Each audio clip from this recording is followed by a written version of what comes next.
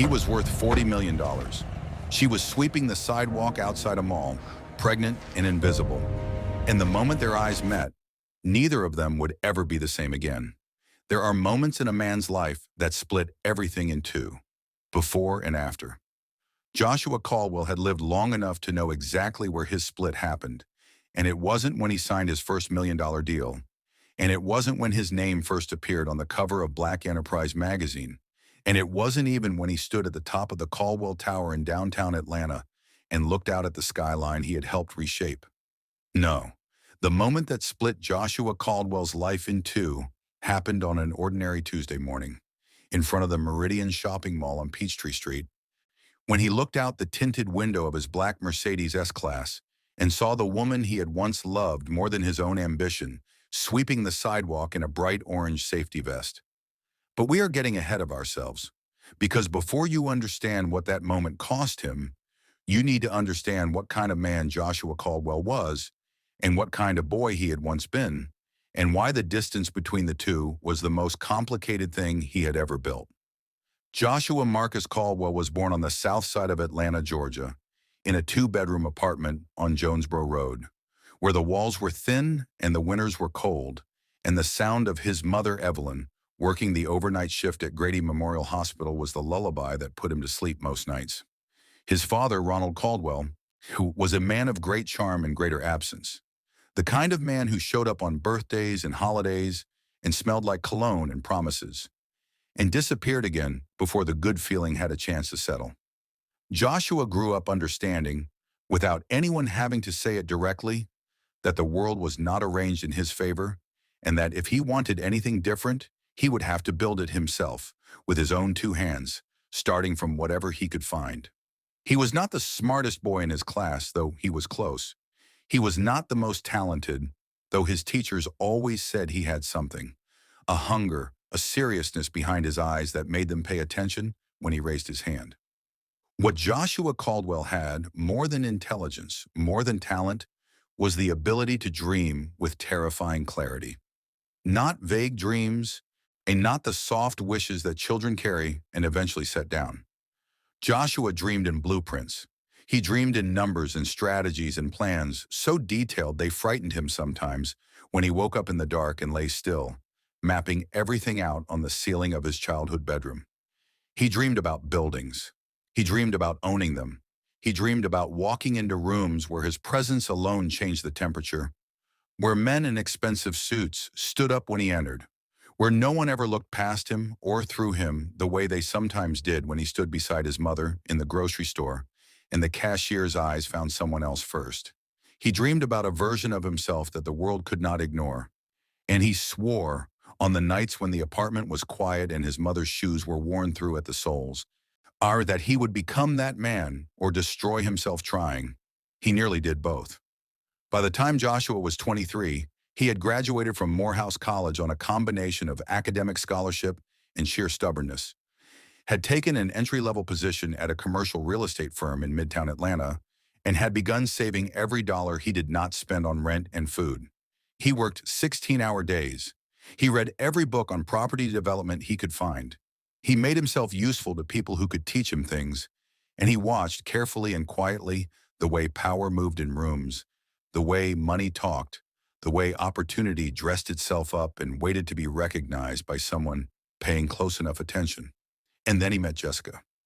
Jessica Renee Monroe walked into his life on a Friday evening at a rooftop gathering in Buckhead, and the kind of party where everyone was trying to look like they belonged, and most of them almost did. She was 22 years old, wearing a green dress that matched nothing in the room and everything about her, laughing at something her girlfriend had said with a laugh that was entirely too loud for the setting and entirely too genuine to care. Joshua saw her from across the rooftop and felt something in his chest rearrange itself without asking his permission. He was not a man who approached women carelessly. He had always been deliberate, strategic, even in matters of the heart. Not because he was cold, but because he understood that everything worth having required the right timing. But that night, he crossed the rooftop without a plan, without a rehearsed line, and without anything except the certain and terrifying knowledge that if he did not introduce himself to that woman in the green dress, He would spend the rest of his life wondering what he had walked away from. Her name was Jessica Monroe, and she was studying nursing at Clark Atlanta University. And she had the kind of intelligence that didn't announce itself, but revealed itself slowly, the way a room looks different once your eyes have adjusted to the light. She was funny and direct, and she did not pretend to be impressed by things she wasn't impressed by. And Joshua, who had grown up surrounded by people performing versions of themselves, found that quality almost unbearably attractive. They dated for 3 years. The 3 years of Sunday mornings and late-night drives and long phone calls and arguments that ended in laughter and 1,000 small moments that Joshua would later catalog in his memory like evidence. Evidence that this had been real, that it had mattered, that he had not imagined the way she looked at him in those early years, like he was someone worth looking at. During those 3 years, Joshua's career began its ascent. He left the real estate firm and started his own small development company with 2 partners and a line of credit that made his accountant nervous. He flipped his first property at 26. He built his first mixed-use development at 28. By 30, Caldwell Development Group had completed 11 projects across the Atlanta metro area, and Joshua's name was beginning to appear in places where names like his had not always appeared. In boardrooms, in business journals, on the guest lists of galas where the city's most powerful people gathered to remind themselves of their own importance. And somewhere in the middle of all of that rising, something between him and Jessica began, slowly and painfully, to shift. It was not one thing. It was never one thing with the things that matter. It was the canceled dinners and the missed calls and the evenings he came home so hollowed out by ambition that he had nothing left to give her. And the mornings she tried to tell him something, and he was already halfway to somewhere else in his mind.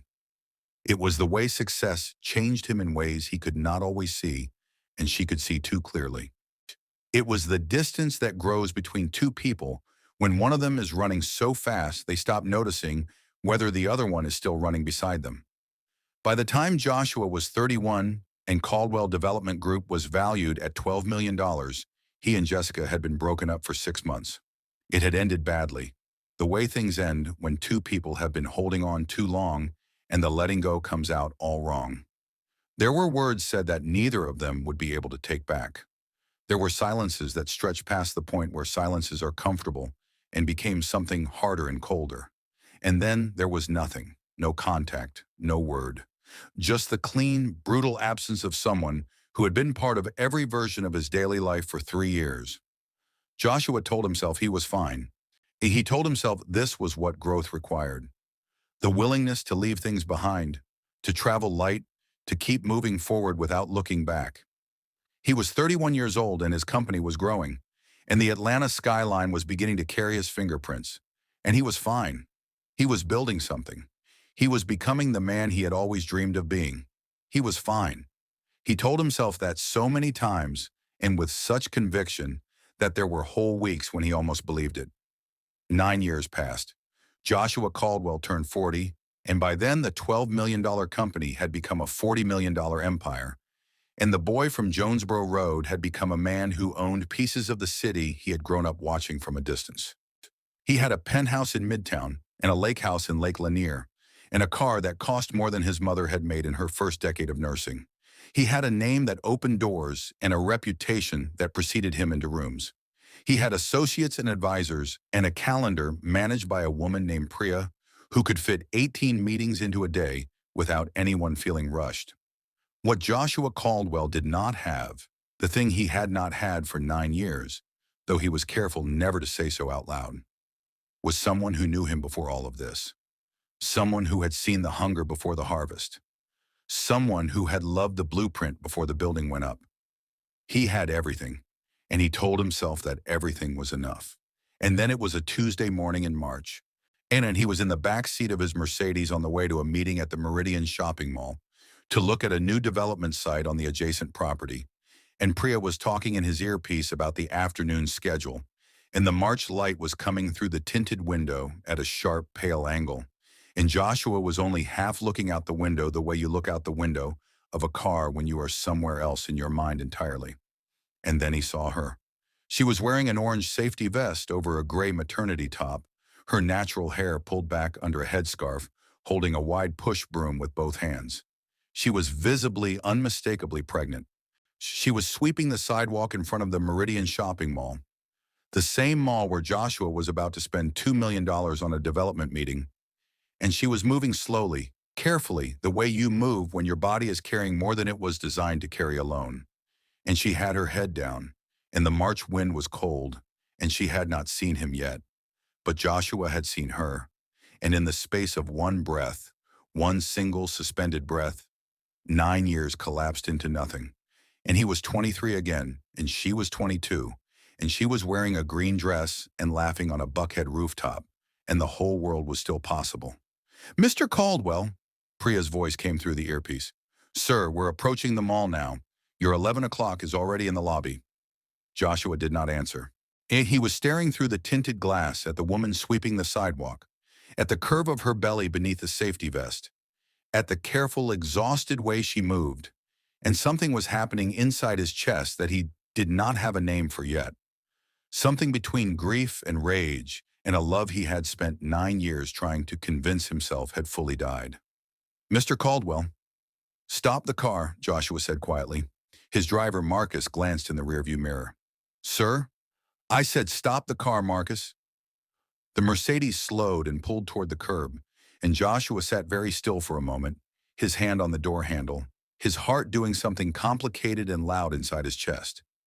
Jessica Monroe had not looked up yet. She was still sweeping, still moving slowly, still carrying everything she was carrying, alone on a cold March morning, in front of the mall that was about to become part of the Joshua Caldwell real estate portfolio. He opened the door. Now, if you have stayed with us this far, then you already know this is more than just a story. It is a journey of pain, truth, sacrifice, and moments that can change a life forever. And honestly, we truly appreciate you for watching this far. A lot of time, effort, and heart go into creating stories like this to make them meaningful, emotional, and impactful. So if this story is touching you in any way, please take a moment to like this video and subscribe to the channel. Your support means a lot to us, and it encourages us to keep bringing you more powerful and life-changing stories. Now, let us continue because the story is about to go even deeper. The cold hit him the moment he stepped out of the car. It was the kind of March cold that Atlanta does on its worst days. Not the dramatic, committed cold of northern winters, but something sneaky and cutting, the kind that finds the gaps between your collar and your jaw and reminds you that comfort is always conditional. Joshua Caldwell stood on the sidewalk outside the Meridian shopping mall in a $1,200 overcoat and felt the cold find him anyway. And he stood there for a moment that was both very short and the longest moment he had experienced in years, watching Jessica Monroe sweep the pavement 20 feet away. She still had not seen him. He watched her work, and he felt something happening to his face that he could not entirely control. In boardrooms, Joshua Caldwell was famous for his composure. His advisors called it his superpower. His competitors called it unnerving. His mother called it the Caldwell face, that particular arrangement of features that gave nothing away, that had learned somewhere between Jonesboro Road and the Caldwell Tower to show the world only what it was meant to see. He had spent 20 years building that face, and in 30 seconds watching a woman he had not spoken to in 9 years sweep a sidewalk while visibly pregnant and alone, it was doing something he could not stop. She was moving slowly, but with a quiet, determined rhythm, the wide broom pushing debris toward the curb in long, careful strokes. The orange safety vest sat over what looked like a gray maternity top, and she was wearing thick-soled work boots that Joshua recognized immediately as the kind you wore when you were going to be on your feet for 8 hours on concrete. Her natural hair was mostly tucked beneath a headscarf that had loosened slightly at the edges, and she had her head down and her focus forward, and she was working with the particular concentration of someone who has learned not to look up too much, because looking up takes energy you need for other things. Joshua took a step toward her, and then stopped. He took a breath. He thought for 1/2 second about getting back in the car, about Priya's voice in his earpiece, and the 11 o'clock meeting in the lobby, and the $2 million deal that was waiting for him on the other side of those glass doors. He thought about the 9 years of silence and what they meant, and whether crossing them now Like this, uninvited, on a cold Tuesday sidewalk, was something she would want. And then Jessica looked up. The moment their eyes met was a specific kind of silence. It was not the silence of nothing happening. It was the silence of too much happening all at once, too fast and too large for sound to survive in. Jessica Monroe's eyes widened for one instant, pure, unguarded recognition, and then something in her face closed over it, the way water closes over something that has been dropped in, smooth and immediate, and leaving almost nothing on the surface. She stopped sweeping. She straightened slightly, one hand going to the small of her back in the unconscious adjustment of someone carrying extra weight, and she looked at him with an expression that Joshua could not read as easily as he once could. Haken and that unfamiliarity hurt him somewhere he hadn't expected. Joshua! Her voice was even, not warm, not cold, measured the way you speak to someone you have rehearsed speaking to, even without knowing you were rehearsing. Jessica! His own voice came out quieter than he intended. Hey! There was a pause that lasted 3 full seconds and felt like a month.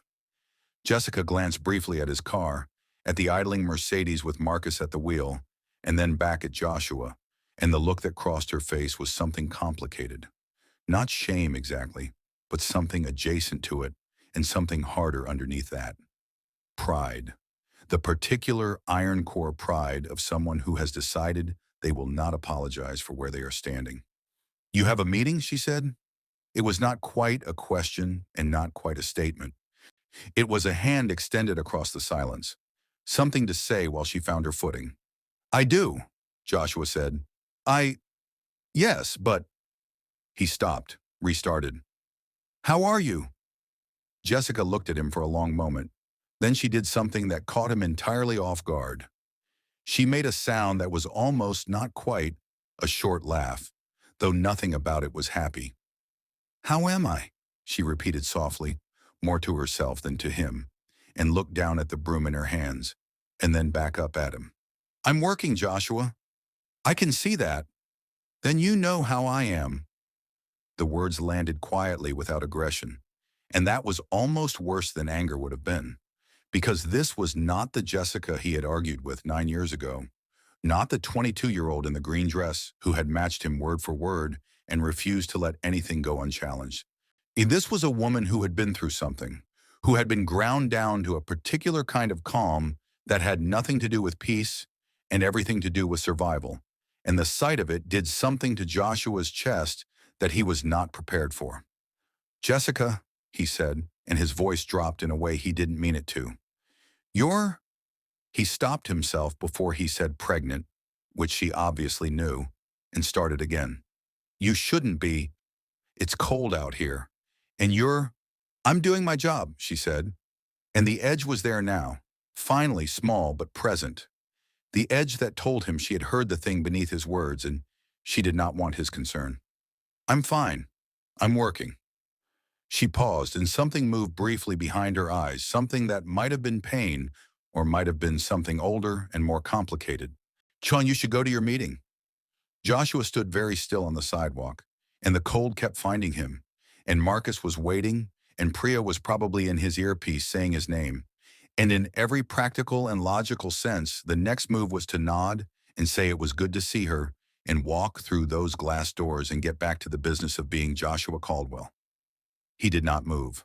Jessica, he said again, and this time her name felt different in his mouth, weighted differently.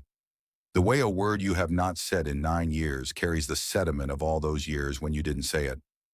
I'm not going to just walk in there. She looked at him. Then what are you going to do? He didn't have an answer. That was the truth of it. For the first time in a very long time, Joshua Caldwell was standing in front of something he had not planned for, something his blueprints did not cover, and he had no answer. Can we... He stopped, tried again. When do you get a break? I want to talk to you. Jessica's jaw tightened briefly. I get a lunch break at 1. I'll be here at 1. She looked at him for a long, measuring moment, and he could not tell what she was looking for or whether she found it. Then she gave a single, small nod, the nod of someone making a concession they are not entirely sure about, and she looked back down at her broom, and the conversation was over. See, Joshua walked into the Meridian shopping mall and took the elevator to the fourth floor and sat down in a glass-walled conference room across from three developers and two city planners and a very enthusiastic architect named Derek, who had brought a scale model of the proposed development. And for the next hour and 45 minutes, Joshua Caldwell performed the function of being Joshua Caldwell, nodding at the right moments, asking the right questions, delivering the kind of measured, authoritative assessments that had made his name worth something in this city. And the entire time in the back of his mind, running underneath everything, was Jessica. He found himself doing the arithmetic he had been avoiding since he saw her through the tinted window. 9 years since they had spoken. She was pregnant. Visibly, significantly pregnant. She had to be at least 7 months, possibly more. There was, as far as he could see, no ring on her left hand, though he had not looked carefully enough to be certain, and the looking had felt wrong. She was working a roadside labor job in front of a mall on a cold March morning. None of these facts were connecting into a story that made sense yet, but they were accumulating, each one landing differently than the last. And by the time the meeting ended at 12:30, Joshua had agreed to move forward on a preliminary term sheet and had not retained more than 40% of what had been discussed. At 5 minutes before 1 o'clock, he was back outside. The lunch crowd had thinned from the midday rush. The sidewalk was quieter now, the cold pressing down more directly without bodies to buffer it. Joshua stood near the entrance, his overcoat buttoned, and he waited. Jessica came out through a side service door at 1:02, out of the safety vest now, in just the gray maternity top and a thin zip-up jacket that was not warm enough for the day. She had a paper bag in one hand and a bottle of water in the other, and she walked toward a concrete bench along the building's exterior with the careful, measured pace of someone whose feet had been on concrete since 7 in the morning. She sat down.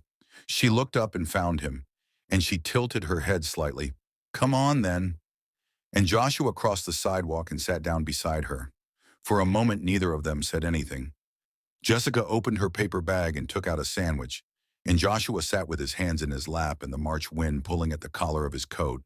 And it struck him, sitting there on that concrete bench, that the last time he had sat beside this woman, 9 years ago, he had been wearing a much cheaper coat, and they had both been crying. "You look good," Jessica said finally, not looking at him. She bit into her sandwich. "You look tired," Joshua said. And then immediately, "I'm sorry, I didn't mean it like that." "I am tired," she said simply. "I've been on my feet since 7. It's fine. How long have you been doing this?" She chewed, swallowed, took a drink of water. "The roadside job. 4 months." Joshua let that settle. "And before that?" A pause. A long pause. "Before that, I was at Grady. I was a charge nurse." Joshua turned to look at her then, and the surprise must have showed on his face because Jessica made that almost laugh sound again, smaller this time. "Come, yeah," she said. "What happened?" Jessica was quiet for a moment that had texture to it, weight to it, the kind of silence that contains something large and is deciding whether or not to let it out. She set her sandwich down on her knee and looked out at the parking lot and the traffic beyond it.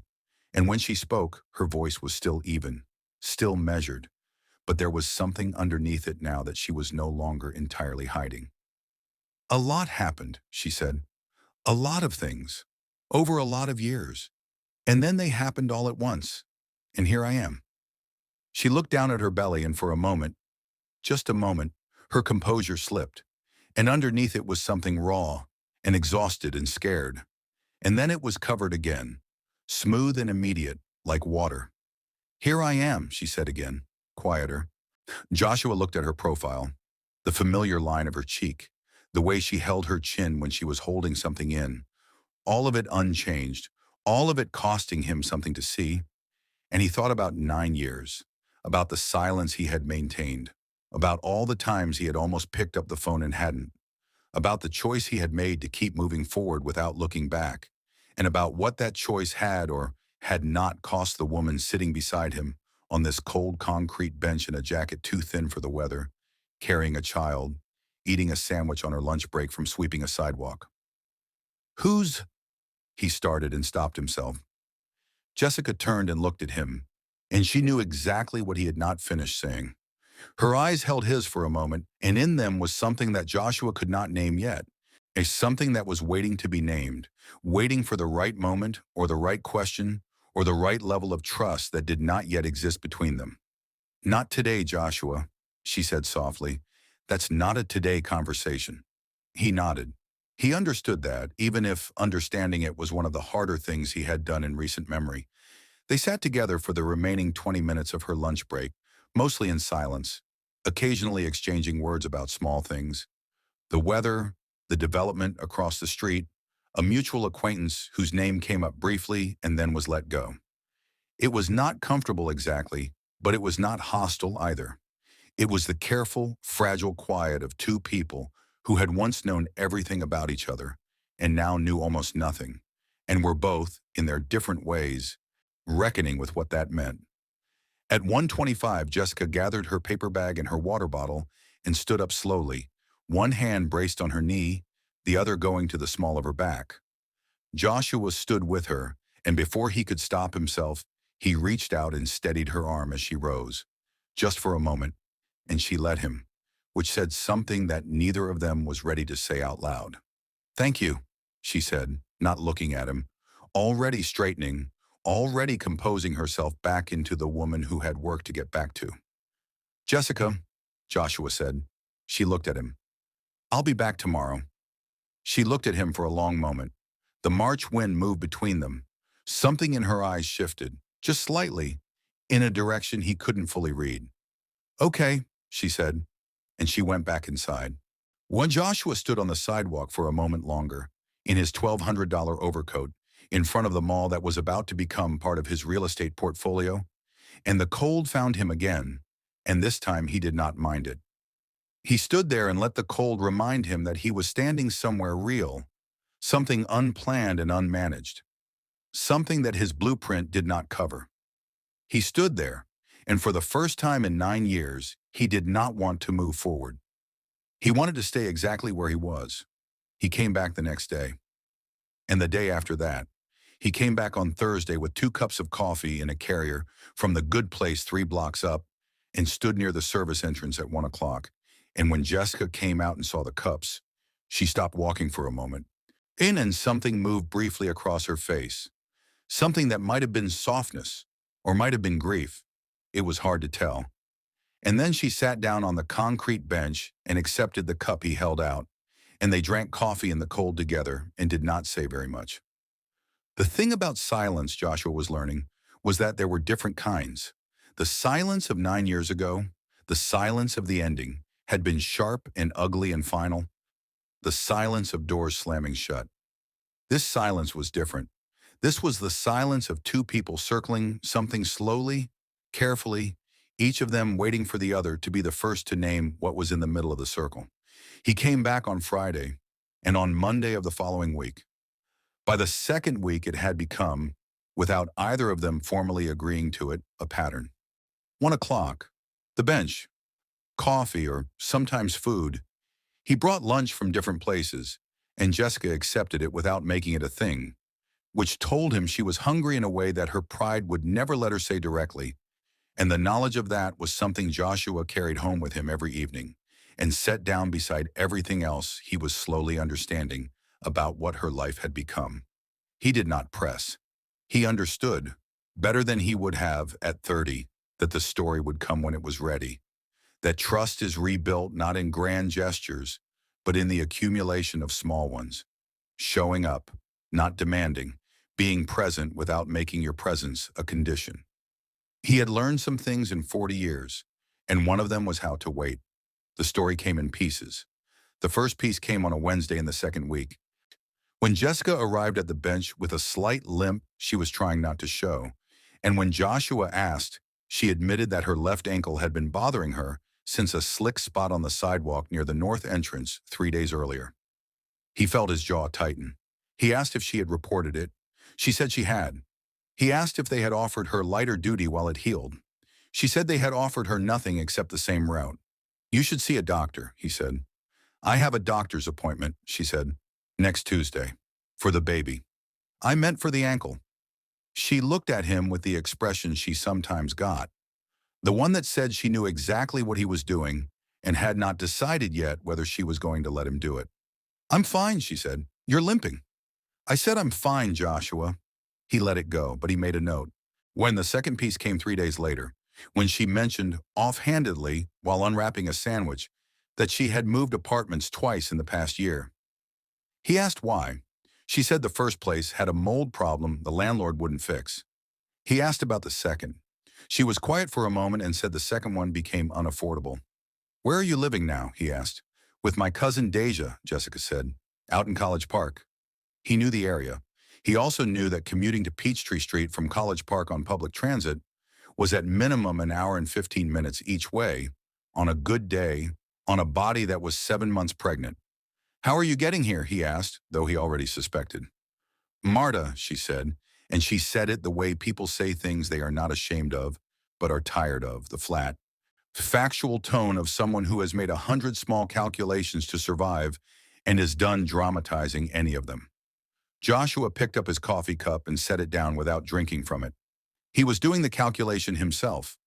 2.5 hours of public transit daily, 8 hours on her feet on concrete, a bad ankle, a pregnancy she was managing mostly alone, a lunch break that was the only part of her day where she sat down. He was doing the calculation, and the number he was arriving at was sitting in his chest like something calcified. "Where's the father?" he asked, and he kept his voice neutral because he was working very hard at neutral. The pause that followed was the longest one yet. Jessica set her sandwich down on her knee and looked out at the parking lot for a moment, and Joshua watched her profile and waited. "Nah, I'm gone to Panay," she said finally, just the one word. "Gone how?" She turned and looked at him, and her eyes were steady and direct, and there was a particular kind of exhausted strength in them that he recognized. It was the look his mother got sometimes when she had been through something difficult and had come out the other side and was done grieving it, because grief was a luxury and she had work to do. "Gone as in he left," Jessica said. "When I told him about the baby, he said he wasn't ready. He said we weren't in the right place. He said a lot of things people say when they have decided to go." She paused. "And then he went." "When?" "4 months ago." Joshua was quiet. He did the arithmetic again, quickly, involuntarily. 4 months ago, she had also lost the nursing job. She had also started this job. She had been navigating all of this simultaneously. A desertion, a pregnancy, a job loss, a housing crisis. And she had been navigating it on public transit, in an orange safety vest, in work boots, with her head down, without asking anyone for anything. He thought about the word fine, how many times she had used it in the past 2 weeks, how flat and absolute it always sounded. The word of someone who has decided that fine is the only option available and has committed to it entirely. "You should have called me," he said. And he knew, even as he said it, that it was the wrong thing to say, that it was unfair and inaccurate and self-serving. But he said it anyway because something in him needed to say it. Jessica looked at him with an expression that was very nearly gentle. "Joshua," she said, "yeah, we hadn't spoken in 9 years." "I know. You didn't call me either." "I know," he said again, quieter. She looked at him for a moment longer, and then she looked back at the parking lot and she said, "There's no villain in this part of the story. We both made the choices we made. I'm not holding a grudge for any of it." She picked up her sandwich again. "I'm just tired. I'm allowed to be tired." "You're more than allowed," Joshua said. She ate for a moment in silence. Then she said, almost carefully, almost quietly enough that the passing traffic might have covered it, "I used to think about you, early on, after everything ended. I used to think about calling." She paused. "I never did because I was afraid." Joshua turned to look at her. "Afraid of what?" "That you'd answer," she said, and then she almost laughed that sound again. In a little freer this time, a little less careful, and he almost laughed too. And for a moment, just a moment, the bench was somewhere lighter, and the cold was less cold, and they were two people who had once been something real to each other, remembering that that was true. The third piece, the largest piece, the piece that rearranged everything, came on a Friday, the second Friday of what Joshua had quietly begun thinking of as their afternoons together. He had arrived at the bench at 12:50 with 2 cups of coffee and a bag from the Jamaican place on the corner. And Jessica came out at 1 o'clock exactly, and she sat down, and she was quieter than usual. And there was something in her face that he had not seen there before. Something poised on the edge of a decision, and something that was looking at him and calculating whether he was ready to be trusted with it. He handed her the coffee. She took it. She held it with both hands and looked at it for a long moment. "Joshua," she said. "Yeah, I need to tell you something." She paused. "I've been trying to figure out how to tell you for about a week now, and I can't figure out the right way, so I'm just going to say it." His heart was doing something loud and braced and complicated. "Okay," he said. Jessica looked up from the coffee cup and met his eyes, and her gaze was steady and direct, and she was not going to look away from him when she said this. He understood that about her. "This baby," she said, and her voice was quiet and even, and everything she had, "is yours." The world did not stop. And that was the thing he remembered later. The world did not stop. The traffic kept moving, and the MARTA bus passed in the background, and somewhere across the parking lot, a shopping cart rattled against a concrete barrier, and none of it stopped. None of it registered the seismic thing that had just happened, the restructuring of everything. The world kept moving, and Joshua sat on the cold concrete bench, and the coffee in his hands was warm, and the woman beside him was watching him with the steady, braced expression of someone who has said the hardest true thing they have ever said and is now waiting, very still, to see what happens next. He did the math. He was going to say there was a moment before he did the math, but there was not. And the math was immediate and involuntary, and the math said that 9 years ago was not the math that applied here. His mouth opened slightly. "Jessica," he said, and his voice was not steady. "I know what you're thinking," she said, still steady, still direct. "And the answer is no. We didn't. After you and I ended, I was alone for 2 years. There was no one else during that time. And then there was someone, but that ended. And then there was someone else." She paused. "And that someone else is the man who left 4 months ago when I told him about the baby." She paused again. "His name was Marcus Webb. He's not the father." Joshua was very still. "Then how—" "Do you remember," Jessica said, "the night of the Morehouse Alumni Gala, about 8 months ago?" Joshua went very still in a different way. The Morehouse Alumni Gala. 8 months ago. He had gone alone, which he sometimes did at events that felt more obligatory than exciting. He had seen Jessica across the room, and it had been the first time they had been in the same physical space in 9 years. And the feeling of seeing her had been disorienting and enormous. And they had ended up talking, first briefly and then longer. First with other people around, and then, later in the evening, without them.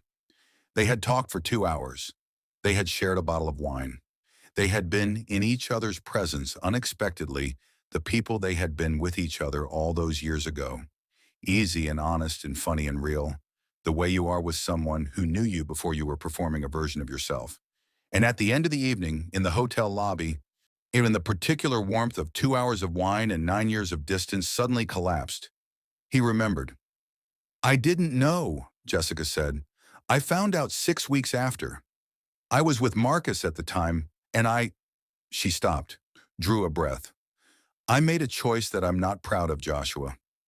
I was scared, and Marcus was there, and I told myself I would handle it, and it would be fine." She looked at him, and the composure was holding but barely, and underneath it, he could see the weight she had been carrying alone, the specific, crushing weight of a truth held too long in private. But Marcus figured it out, or suspected enough, and that's why he left. "And you've been carrying this alone for 4 months. I've been carrying it since the gala," she said. 8 months. Joshua put the coffee down on the bench beside him because his hands needed to be free, and he was not sure for what. He looked at Jessica, at the curve of her belly, at the gray maternity top, at the work boots on her feet, at the orange safety vest folded in her lap, at the thin jacket that was not warm enough, at the woman who had commuted an hour and 15 minutes each way on public transit every day for 4 months while carrying his child and saying nothing, because she did not want to owe him anything, or ask him for anything, or be wrong about him the way she had maybe been wrong about him before. "Why didn't you tell me?" he asked, and his voice was barely above a sound. Jessica looked at him with eyes that were wet now. Finally, the composure cracking at the edges the way stone cracks under slow, sustained pressure, not all at once, but along the lines where the weight has been greatest. "Because I didn't know what version of you I was going to get," she said. "The version I knew when we were young. I would have called that Joshua the same night. But the Joshua on the covers of magazines, the Joshua with the $40 million company," she stopped. "I didn't know if you were still in there." Joshua did not speak for a long moment. He sat on the cold concrete bench in front of the Meridian shopping mall, and he felt the full weight of 9 years, and the full weight of 8 months, and the full weight of everything that had been spent and lost and survived between them. And something in him that had been building toward a wall for a very long time quietly, permanently, came down. "I'm still in there," he said, and his voice cracked on the last word. Just slightly, just enough. "Jessica, I'm still in there." She looked at him, and this time she did not cover what was in her eyes. She let him see it, all of it, the fear and the exhaustion and the longing and the specific, particular grief of a woman who had been carrying something alone for 8 months and had just, finally, set it down. "Okay," she whispered. The word landed soft and enormous between them. "Okay." That evening, Joshua Caldwell sat alone in his penthouse in Midtown Atlanta, in the living room with the floor-to-ceiling windows that looked out over the city he had spent 20 years building himself into, and he did not turn any lights on. He sat in the dark with the city glowing behind him, and he thought about everything Jessica had told him, and he let himself feel all of it without trying to organize it into a plan yet, which was new for him, which was the kind of thing a man learns to do when he has run from his feelings long enough to understand that the running is more expensive than the staying. He was going to be a father. That was the floor-level truth, the bottom of the thing. Underneath everything complicated and unresolved and history-laden, there was that fact. It's clean and absolute and not interested in any of his other considerations. He was going to be a father, and the mother of his child was sleeping tonight in a cousin's house in College Park, with an ankle that was bothering her and a pregnancy that was 8 months along and no coat warm enough for the weather she was working in. He picked up his phone. He put it down. He picked it up again. He had Jessica's number.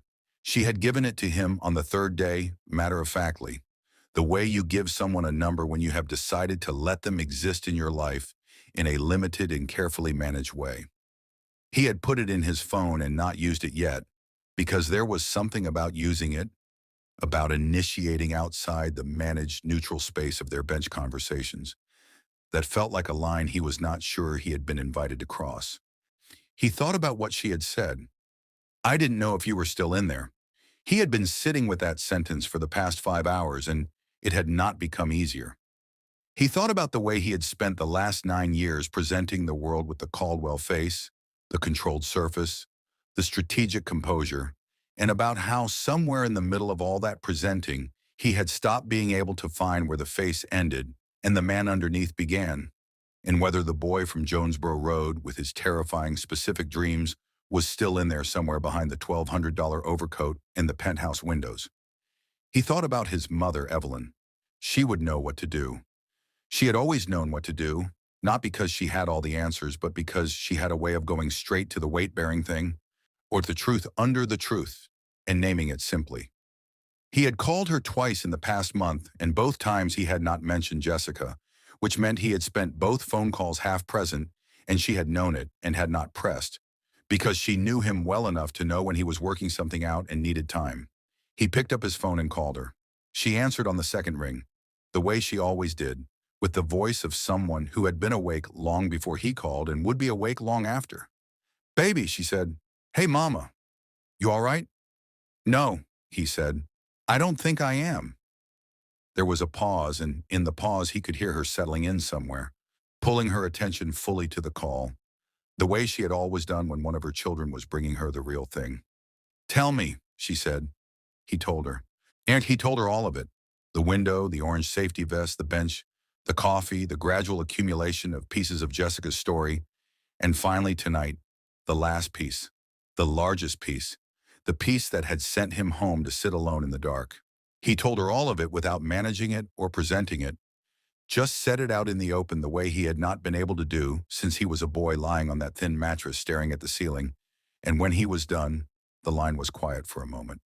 Lord, his mother said softly, not in the way people say Lord when something is wrong, but in the way they say it when something is true and large, and they are acknowledging its weight. Yeah, Joshua said. How is she? She's tired. She's been alone, Mama. She's been carrying all of this alone for 8 months. I know, Evelyn said, and she said it with a particular knowing gravity that told him she understood something about carrying things alone that he had not yet fully understood. What are you going to do? I'm going to do the right thing, Joshua said. I just, I need to figure out what that looks like, what she'll let it look like. He paused. She's proud, Mama. She doesn't want to feel like a project. She doesn't want Joshua, his mother said, patient and direct. The woman is 8 months pregnant, sweeping roads for a living, with a bad ankle, going home on the MARTA to someone else's house every night. You are her child's father. You are not rescuing a stranger. You are being present for your own life. She paused. The question isn't whether to step up. The question is how to step up in a way that honors who she is. Joshua was quiet for a long moment. I hear you, he said. Good, Evelyn said. Now, are you in love with her still? The question landed in the dark penthouse like a stone dropped in still water, and the rings spread out in all directions. And Joshua sat very still while they moved through him. And the answer was so immediate and so obvious and so long avoided that saying it out loud felt like setting down something heavy he had been carrying up a very long flight of stairs. Yes, he said. I think I never stopped. I know, his mother said. I knew it when you stopped mentioning her name. That's when I knew. He called Jessica at 9:30 that night. She answered after 4 rings, slightly cautious, her voice carrying the careful reserve of someone who had been alone all evening with the weight of what she had shared that afternoon. Hey, she said. Hey. He paused. I just wanted to call and say, I want you to know that what you told me today doesn't change how I've been showing up. It adds to it. It changes the dimensions of things, but it doesn't change that I'm here. He paused again. That's all. I just needed you to know that tonight. There was a silence on the line, a long one, and then very quietly she said, Thank you, Joshua. How's your ankle? She made the almost laugh sound. It's fine. Jessica, it hurts a little. It's fine. Okay, he said. I'll see you tomorrow. Okay, she said. He heard her breathe just once, and then she said goodnight, and the line went quiet.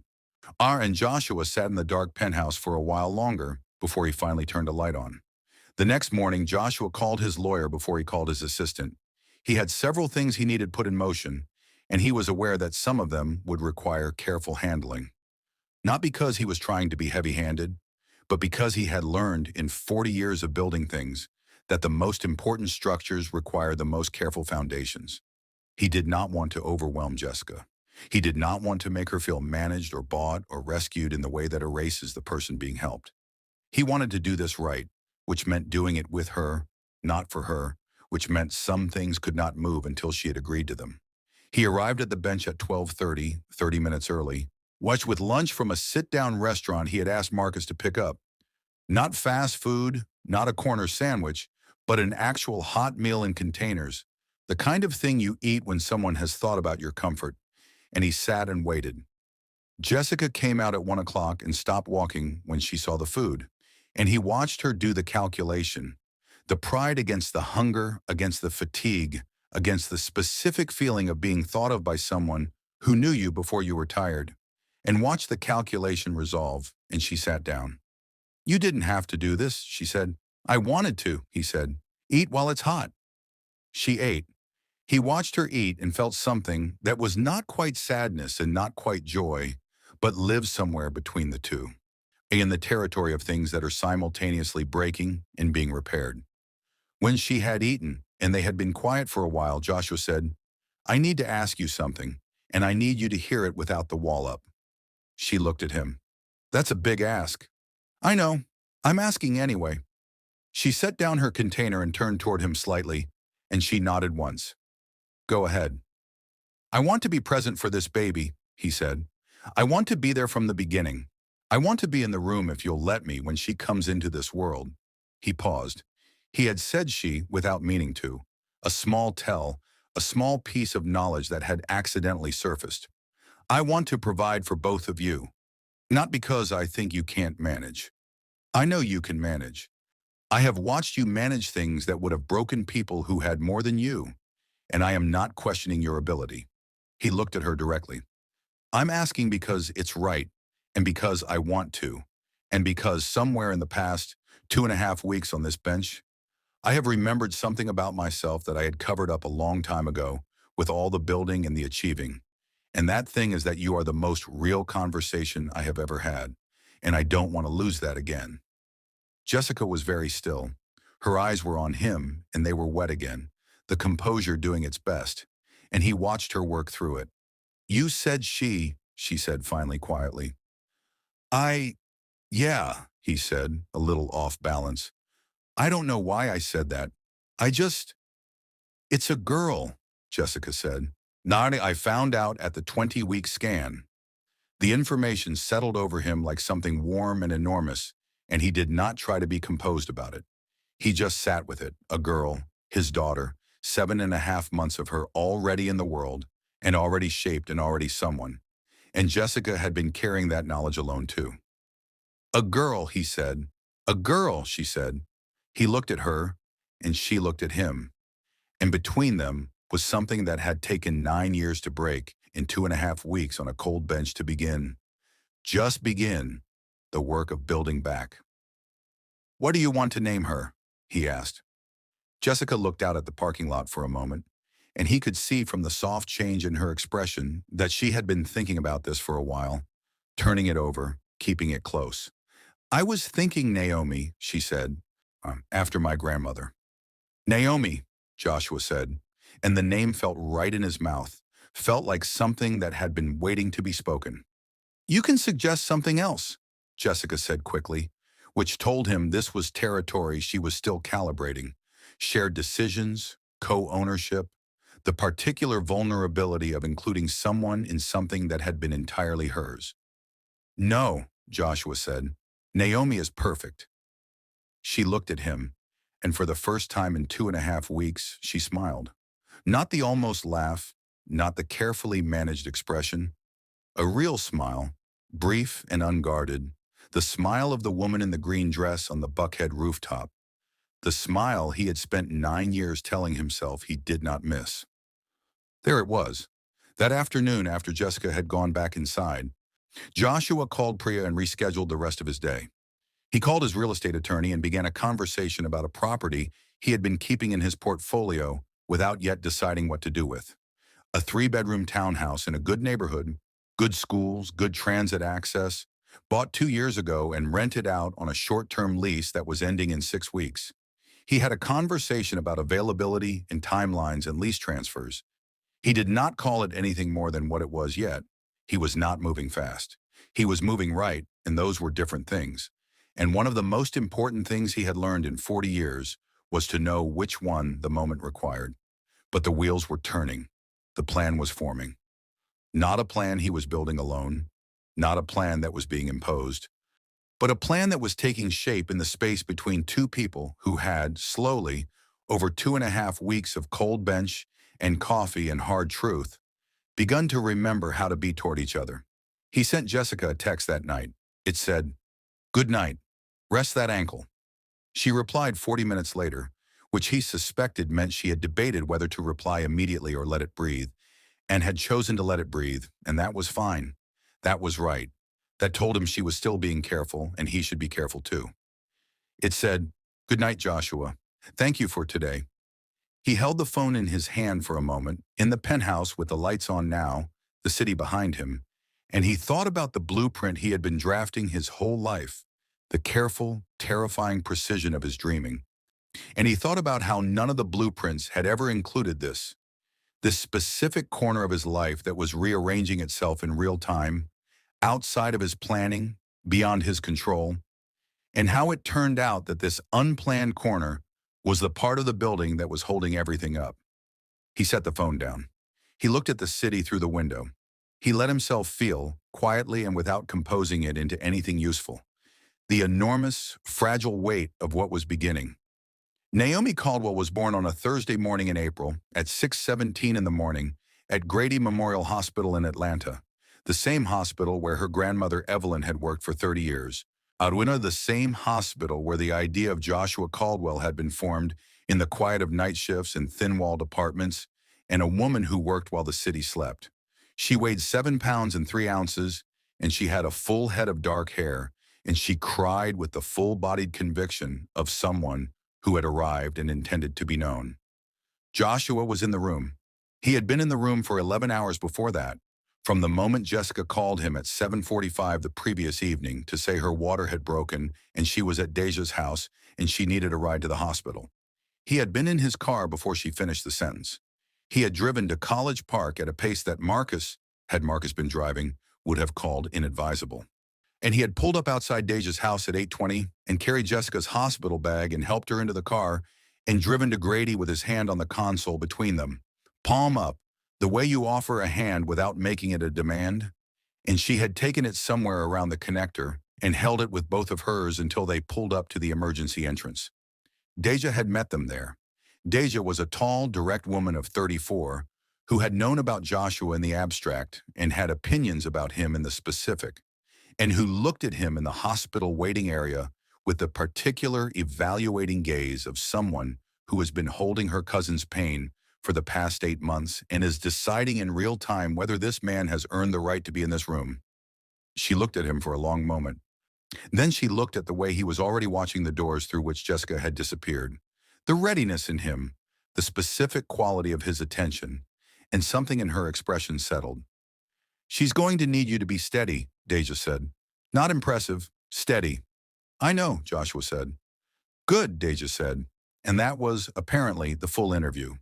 Labor was long and hard the way labor is, and Jessica went through it with the same iron core determination she had been going through everything with for the past 8 months. And Joshua stood where the nurses told him to stand and held her hand when she reached for it and did not say unnecessary things, which was one of the harder things he had managed in recent memory. And when Naomi arrived at 6:17 in the morning with her full head of hair and her full-bodied cry, with Joshua Caldwell, who had held himself together through board meetings and bankruptcy negotiations, and the kind of professional pressure that makes men older than their years, completely and entirely fell apart. He was crying before anyone handed her to him. He was crying when Jessica, sweating and exhausted and more beautiful than he had language for, turned her head and looked at him with an expression he had never seen on her face before. Something post beyond everything, something that only exists on the other side of a labor room. And then she looked at the baby, and then she looked back at him, and whatever she saw in his face made her cry too. And Deja, from the corner, was trying not to cry and failing, and the nurse pretended to be very busy with a clipboard. They named her Naomi Evelyn Caldwell, and the Evelyn was Joshua's addition, which he had proposed the week before, in a text message that had taken him 45 minutes to compose and 30 seconds to send, and which Jessica had responded to with a single word, "Yes." And then 2 minutes later, she would have loved that. He had sent it to his mother immediately, and Evelyn Caldwell had called him back and cried on the phone, which was the only time Joshua could remember his mother crying in his adult life. And he had cried too, and neither of them mentioned it afterward, and that was fine. The first weeks with Naomi were what the first weeks always are. Sleepless and enormous, shaped by a logic that has nothing to do with any other kind of logic. Oni governed entirely by a 7-pound person who had opinions about things no one had asked her opinion about, and the lung capacity to make those opinions internationally known. Joshua drove to the hospital every morning and came home from the hospital every night, and when Jessica was discharged and went back to Deja's house in College Park, he drove to College Park. He had, in the weeks before the birth, quietly arranged several things. He had done this carefully in the way his mother had suggested. Not imposing, not overwhelming, but preparing. The townhouse in the good neighborhood had been cleaned and furnished and stocked and was available. He had not brought it up until the day before Jessica was discharged, and he had brought it up the way he brought up important things now, without pressure, without an agenda, with the facts laid simply on the table and the decision left entirely with her. I want to offer you something, he had said, and I want to offer it as a gift, not a transaction, not a condition. I have a townhouse, 3 bedrooms, good neighborhood, good schools nearby, 10 minutes from here. The lease just freed up.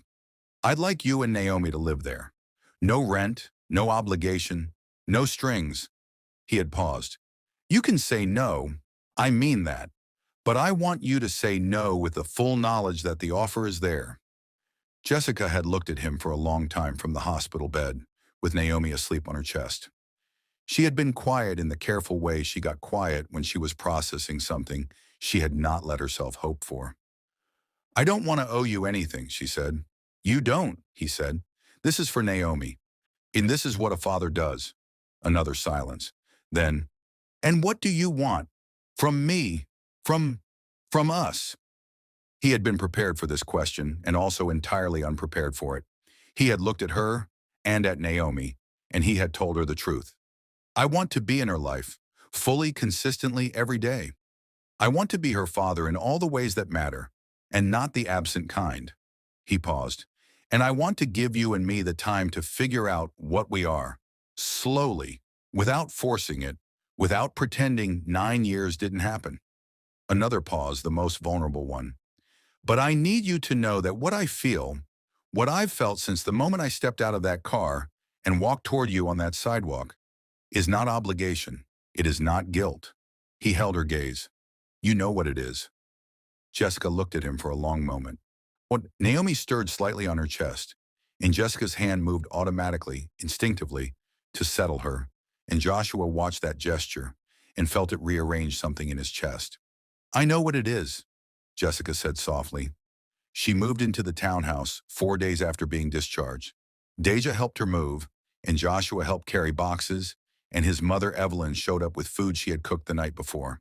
Enough food to last a week in labeled containers, the specific language of a grandmother who has already decided she is a grandmother.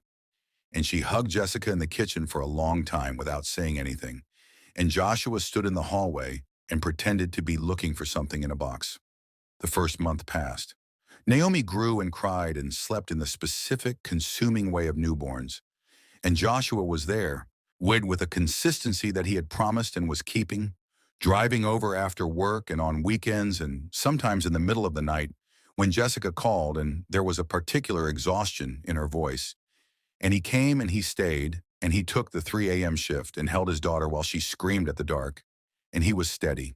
He was steady, not impressive, not strategic, not the Joshua Caldwell of the boardrooms and the magazine covers and the $40 million company. Just steady, just present, just a man who had found his way back to the most important thing by being willing to look out a tinted car window on a Tuesday morning in March and not look away. 6 weeks after Naomi came home, on a Sunday evening when the light was the particular gold that Atlanta gets in early May, when Naomi had been fed and bathed and was asleep in her crib and the townhouse was quiet for once, Joshua and Jessica sat together on the small back porch with glasses of sweet tea, not saying anything, the warm light moving across the backyard. Joshua had his arm along the back of the porch swing, not quite around her but close, and she was leaning, not quite into him but close, and the space between almost and close was small and getting smaller, and neither of them was in a hurry. I used to think, Jessica said, after a long, comfortable silence, a new kind of silence, a silence that had nothing to do with war, that the hardest thing would be raising her alone. She looked out at the backyard. And then I thought, for about 5 minutes, that the hardest thing was going to be telling you. She paused. But actually the hardest thing turned out to be letting myself believe that it could be good. Joshua looked at her profile in the May light. Is it? He asked quietly. Is it good? She turned and looked at him, and the green dress was not there, and the Buckhead rooftop was 20 years ago. But the look was the same, the specific, unperforming look of a woman who has decided to let someone see her. And Joshua felt it reach him the same way it had reached him the first time, across a crowded rooftop and land in the same place. "It's getting there," she said. He moved his arm from the back of the swing to her shoulder, slow and deliberate, giving her every opportunity to redirect it. And she did not redirect it. She turned slightly into it. And the warmth of her was real and present, and the evening light was gold, and Naomi was sleeping inside, and the city that Joshua had spent 20 years building was humming in the middle distance. "I owe you something," Joshua said. "You don't owe me anything," she said. "No," he said. "I mean, I owe you an apology for a long time ago, for being someone whose ambition ran ahead of his heart." He paused. "I was so busy becoming the man I was trying to be that I didn't notice I was leaving behind the man I actually was." He looked at her. "I'm sorry for that." Jessica was quiet for a moment. "I wasn't blameless," she said. "I held on to things. I let pride make decisions that should have been made from somewhere softer." She paused. "We were both learning." "We're still learning," he said. "We are," she agreed. Inside, where Naomi made a small sound that was not yet crying, but was the prelude to it, the preliminary announcement, the throat clearing before the main event. They both heard it. They both looked at the back door. "I'll get her," Joshua said. "I got it," Jessica said at the same moment. They looked at each other. Then Jessica made the real smile. Not the almost laugh, not the managed expression, but the real, full, unguarded smile. And for a moment she was 22 again, and he was 23, and everything was possible and nothing had been wasted. Not even the hard years, not even the silence, not even the orange safety vest on a cold March morning in front of a mall that was now, as of last Friday, officially part of the Caldwell development portfolio. Nothing had been wasted because all of it had led to this porch, this evening, Hagar, this golden light, this girl in the other room who was going to need both of them, and they were both here. "I'll get her," they said together, and they went inside. Naomi Evelyn Caldwell was 3 months old when her father put her name on the wall of the lobby of Caldwell Tower, alongside his own, in the etching that listed the company's founding family. She was 3 months old when Evelyn held her for the first time and said, with the authority of a woman who has known what things are worth, "She has her father's eyes and her mother's chin, and Lord help anyone who gets in her way." She was 3 months old, and she was already the most important building Joshua Caldwell had ever built. Not because he had designed her, or planned her, or blueprinted her, but because she had come into being without any of that. In the space where his control ended, in the unplanned and unmanaged and entirely necessary part of his life, and she was perfect. Joshua Caldwell had always known how to dream in blueprints. He had dreamed his way out of a thin-walled apartment on Jonesboro Road and into the Atlanta skyline and beyond. He had dreamed buildings and he had built them, had dreamed a name and had earned it, had dreamed of rooms where men stood up when he entered and had stood in every one of them. But this was not in any blueprint. This was better than any blueprint. This was the thing that blueprints are ultimately for, the thing at the center of every structure worth building. Not the building itself, but the life inside it, the warmth inside the walls, the name on the wall that means something. The woman on the porch in the May light who knows you before the overcoat and will know you after. The child in the other room who has your eyes and your mother's name and the whole unwritten world in front of her. He had stood on a sidewalk on a Tuesday morning in March and looked out a tinted window and seen, in an orange safety vest, the most important thing he had ever almost missed. And he had gotten out of the car. That, in the end, was the whole story. The rest was just the life they built, slowly, honestly, on a foundation of what had broken and what had survived the breaking. And they built it well, because they had both, in their different ways, learned what it cost to build on anything less than truth. And Naomi grew,